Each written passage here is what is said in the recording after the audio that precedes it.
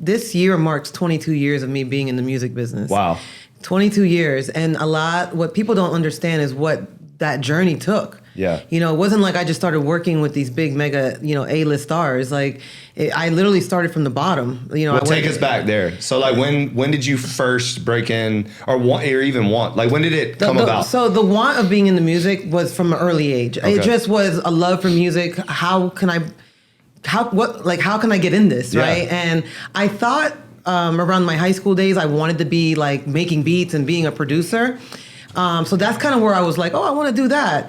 And it wasn't until after high school right after high school, first of all, every college, everybody was like telling me that they didn't have a music program.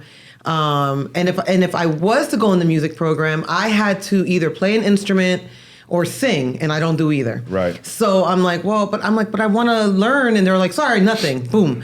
So about 3 years after graduating high school, I was going to a regular college just for nothing to do with music, just to please my parents, because they're like, well, you're not going to just sit around, whatever. Right. So I think I was going to school for psychology and business administration at the time.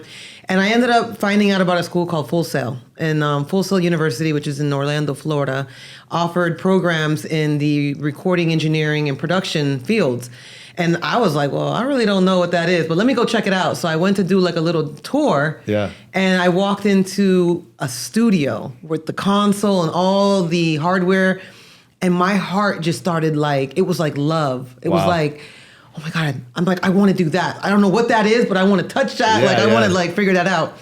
And so 6 months later after that tour, I attended the school. It was a 2-year degree that I finished in 1 year. It was an accelerated program. And during my time at Full Sail, I had to start thinking, what am I going to do after?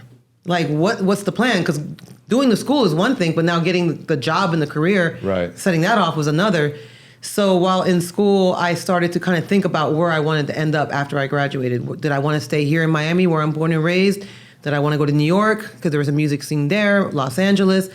Well, I decided I wanted to stay here and home base in Miami, and I started researching where I could work, and one of the places was the Hit Factory, Criteria. Yep. And so I started to reach out to the studio manager there and just kind of to inquire about a job when I would graduate 9 months later. Right. And, he didn't really take me too serious, I think, because, it's 9 months later, who knows if a job would even be available. And at that time, not to cut you off, but at that time, were there a lot of females in the industry doing what you were trying to do? Absolutely not. Okay. So I didn't think so. Yeah, so that's another thing. And still not even today, really. No, it's I think we're 3%, or maybe we're inching around the 4% mark. But not even just that, at Full Sail, our lecture class was a little over about 150 kids or something. There was only 4 females in that class.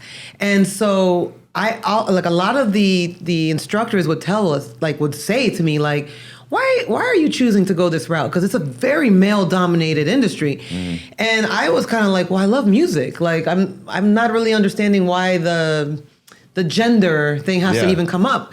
And mind you, this is 20 plus years ago, where the gender thing wasn't even a topic. It was, but to me, I kind of was well, I don't understand why this is even being said, but whatever, I carried on.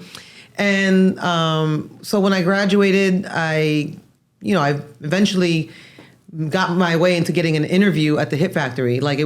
At first he was I don't have a position open. Mm. And I was all sad. A couple of weeks later, he called me. He's like, well, something opened up. Can you come in? Did the interview, got the job. And my first position at the studio was an intern, basically. It's, fancy way to say it was general assistant. Right. General assisting was not being in the studio. Right. It was running food, making nice flowers, fruit baskets, blowing leaves in the parking lot. Yeah. Making coffee. It was nothing to do with nothing. And so, I didn't clean toilets. I will say that. The Hit Factory at least had money for a cleaning staff. But if there was an issue with the toilets at 3 o'clock in the morning, that was my job. Yeah. So yes, I was down and dirty. And it was about 2 months after I started working at the Hit Factory where I had the opportunity to work with an artist by the name of Missy Elliott. And we all know who Missy is. Who's that? And that was just being at the right place, right time. But, you know, because I was working as the general assistant, it was around noon that day, like mid-afternoon. Yeah, nobody's in there. Nobody's there. And her team called the studio manager and was like, Missy wants to come in 15, 20 minutes.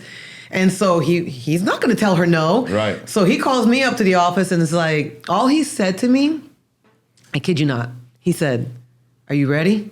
Oh, I love it. And I remember thinking like, what the heck is he asking me? What am I ready for? Like, and something in my heart just said, just say yes. Because I'm like, I'm not gonna ask no more questions. The guy was intimidating. Like Trevor was, he's a very intimidating man. So I'm like, yeah, I'm ready. What's up? What do you need? And he's like, all right, cool. Because Missy's will be here in the next 15 minutes, and I need you to like set up her session and her mic and her drives and everything that entailed to be an assistant in the room. Never have been an assistant in the room. Yeah. So I'm like, got it. And I just went to work. Like, you know, just. Were you confident in the job? Like at that time? I was confident in the job, yes. I was confident in setting up a microphone, setting up the computer, the hard drives. So you knew everything. Like I knew that much, yeah. I knew that much. You know, I wasn't familiar with certain parts of the studio, but I wasn't afraid to ask questions, you know. So I would go and ask like the tech, like, I just want to make sure this is good. And, you know, they would kind of help me out. Like, it wasn't like I was just out there on my own. Right. You know, but I did it. And after that session, everything went off without a hitch, you know, and her team ended up calling the manager and saying like, Missy loves that girl and wants her in all her sessions from here on out. Wow. And mind you, I'm 2 months in, right? There's other general assistants that have been waiting their turn to get a position that have been there a year. And now Trevor's like, well, you got to do it. Like, you know, like I got to make her happy. So you're it. Like, and I'm like, okay. And I mean, the rest of my career kind of just started to unfold from there, you know? Right. Because she probably, I mean, opened a lot of doors too, like a lot of relationships, and you met a lot of people through her. And I met so many different artists and producers, but the most important one was Timbaland. Right. You know, I met Timbaland, and secondarily to that is my business partner to this day, which is Danja. Yeah. Because through Timbaland, Danja came in as a protege to Timbaland, and, you know, then I started working with Danja, and it was like, it all started going. But the artists that would come through that building to work with Missy, I mean, young Alicia Keys, Beyonce, I mean, there was a group back in the day called 702, like, you know, and they were big back then. So you were just like, oh, this is crazy. This is interesting, you know, and, but it was insane, you know, because it was like, I think I was pinching myself like constantly, like, because interestingly enough, in high school, you know, when I was in high school, Missy and Timbaland came out on the scene. Like, she came out with the Rain. I'm going like this because I'm thinking of the trash bag. The big, was it orange suit or silver, or was it silver? I think it was black, shiny black. Or shiny black. Shiny black, yeah. She had so many different crazy videos. They're all like going through my head right now. Yeah, and then Tim, you know, Aaliyah was out, Genuine, like, so there was all this music coming out from that whole camp. And I remember me being the person that wanted to be in music. I'm like, I want to work with them. Like, I want to, like, that would be a dream for me to work with them. So the fact that the very first client that I ever worked with, like, as an assistant was Missy, and then that just followed up, you know, naturally to Timbaland, because that was her producer. Yeah. And we were working on that Under Construction album, which is the one that has Work It on it. So, you know, Tim pulled up on his tour bus, because that's how he traveled back then. And it was, the rest is just history, just, you know, how it all just kind of unfolded. I mean, you don't have to name names or anything, but any like, off the top of your head, like right now, the most memorable moments in the studio from that time? Like, just being in because I just hear all these names.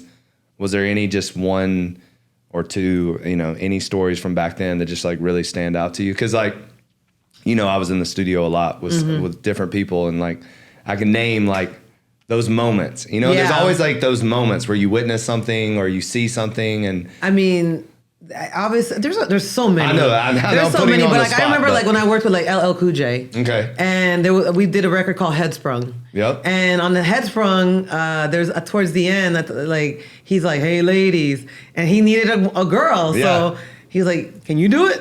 And so that vocal, that's me. Like, oh, that's so cool. That's me all stacked up. Yeah. To sound like a female crowd, but those just like. Again, that's a dope moment. LL Cool J, like I remember being a kid, asking my dad if to buy me CDs, and LL Cool J being one of them. Right. Like because I loved hip hop and R&B music so much.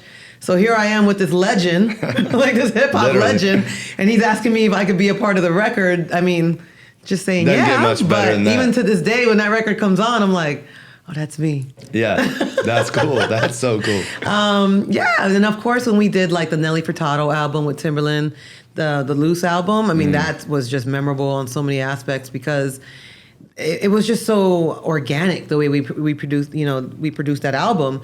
We had microphones connected everywhere, like not just in the vocal booth. We had them in the control room. We had them in the lounge. There's parts in her album, like in the transitions between songs, where we were like miking up, like cars pulling up, like, we were just being like crazy engineers, like, because there was another engineer in the room by the name of Demo, and we were given free reign to do whatever we wanted. Like, so we were just like, all right, this is the dream come true. And, one night we had Chris Martin from Coldplay come by, and I think Good Things Come to an End or something like that is the name of the song. But, he did the vocals right then and there, like, and he was actually in, his band was in West Palm Beach at the amphitheater doing a show that night. Yeah. So we all went to the show. And then at the end of the show, like we went back to the studio, and then he comes to the studio at like 2 a.m. And we're all just like kicking it, hanging out. And we play him this one song idea that she had, which is Good Things Come to an End. And the next thing you know, like we're recording Chris Martin vocals, right. So it's things like that where, you think you have a session for one thing, and then all of a sudden it's like some random person walks in, and it's just like, all right, we're doing this, know. Things like that, like Jay-Z, Dirt Off Your Shoulders, I think is always cool because I remember that particular beat.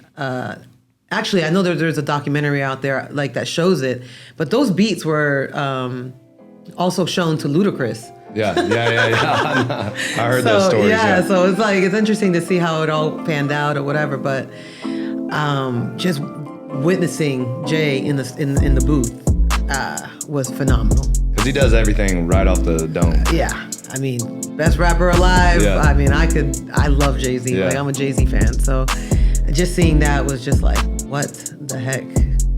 What is this? This is, again, pinch me, so.